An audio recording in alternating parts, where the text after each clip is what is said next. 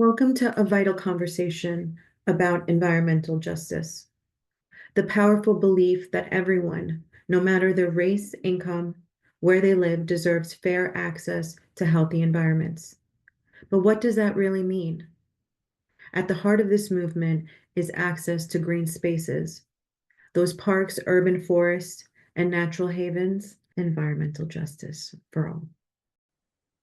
Historical practices have contributed to inequalities throughout the country that limit both access to green spaces as well as recovery from natural disasters.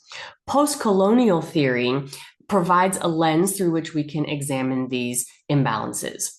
In colonialism, countries and people with power use that power to take over spaces that belong to others. In the United States, these practices occurred through the takeover of indigenous lands and also through redlining practices that provided lack of access to green spaces, oceans, waters, and parks to marginalized communities. The panel on climate change linked colonialism as a key driver to climate vulnerability and linked urban planning decisions that leave neighborhoods without access to safe parks and clean environments.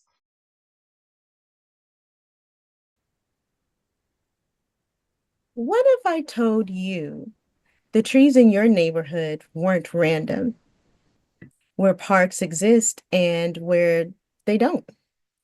Isn't just about nature, but history, power, and injustice. The reality is a 2024 study by Estein et al. Found that formerly redlined neighborhoods have less green space, higher pollution, and hotter temperatures than wealthier areas. This isn't by accident, it's the legacy of segregation and environmental injustice. Social workers as advocates should push for community-led solutions so green spaces serve the people who live there, not the developers. I want to give you an example. The South Central Farm in Los Angeles once was the largest urban farm in the United States, providing food, cultural connection, and economic stability for Indigenous and Latinx families. Now, in 2006, families were evicted and their land was lost. Another case of land dispossession. But the fight didn't end. Activists and social workers are still working to reclaim green spaces for those communities. Question: if green spaces improve health, why are they still a privilege instead of a right?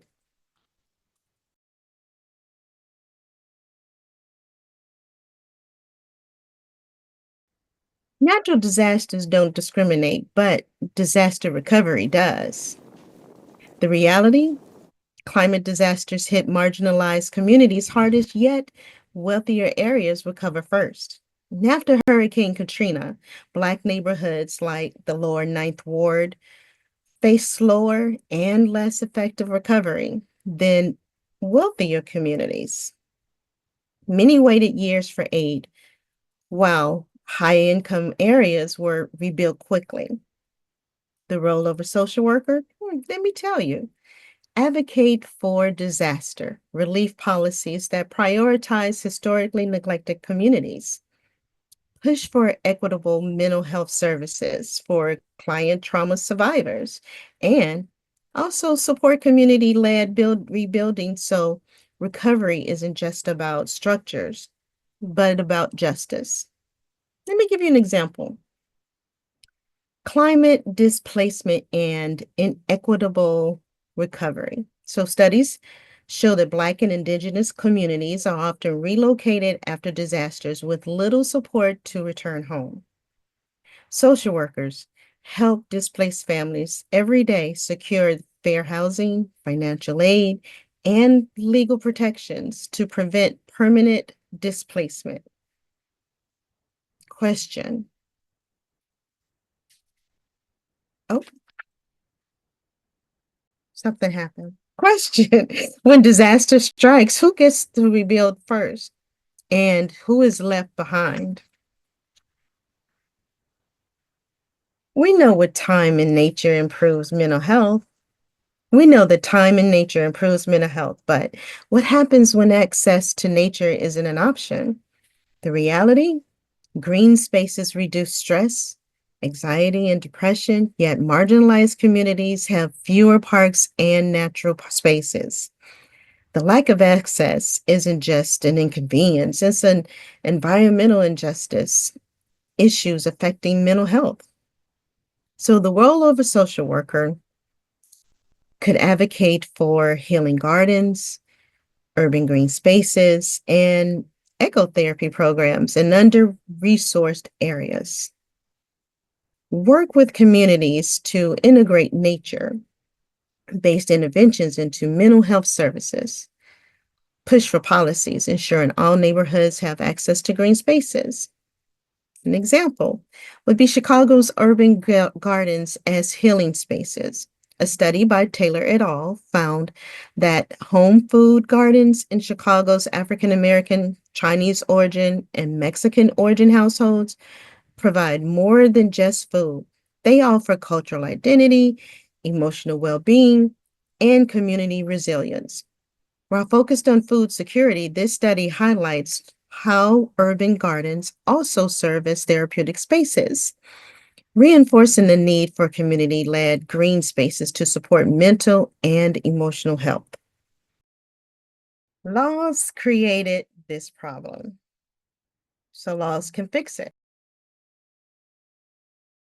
We must push for policies that require cities to provide equal access to parks, prevent green projects from driving out long-time residents. When parks and improvements make neighborhoods too expensive for the people already living there, we must fund community-led environmental programs. So now that we talked a little bit about environmental justice and what it is and different historical, systemic, and structural inequalities associated with it, let's talk about ways to combat the issue. The first is urban planning and design. So ensuring that green space accessibility is available for all. So making sure that there are green spaces in all different types of neighborhoods that accommodate everybody, individuals with various disabilities, children, the elderly. That can look like smooth walkways, water fountains, playgrounds, ramps, etc.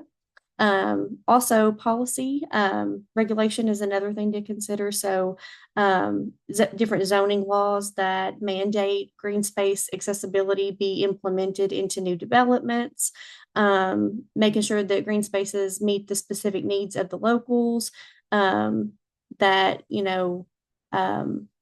the environmental impact is considered of the surrounding environment. So, does this specific zone get hurricanes or earthquakes? We want to ensure safety. A part of the process for advocating and ensuring green spaces would be effective in communities is taking a look at current literature and understanding its impact on policies that will hopefully guide further implementation. According to current literature, it was determined that green spaces are beneficial for the overall well-being of those living within green space communities. Many researchers utilized a Green Social Benefits Index model for data collection and analysis and concluded that green space environmental impacts provide increased relaxation, reduced mental health crises, and an increase in overall health. Additional literature indicated that green spaces are sustainable and have the opportunity to facilitate positive human interactions while building shared experiences of a network of people that could enable a worldwide interest. Sustainability, functionality, and monetary resources are vital to ensuring effective implementation and policy development of green spaces. This burden has drastically impacted implementation of green spaces, but there are places that are embracing the challenge through strategic planning, even if it's improving on some of their existing spaces by making them more functional and sustainable.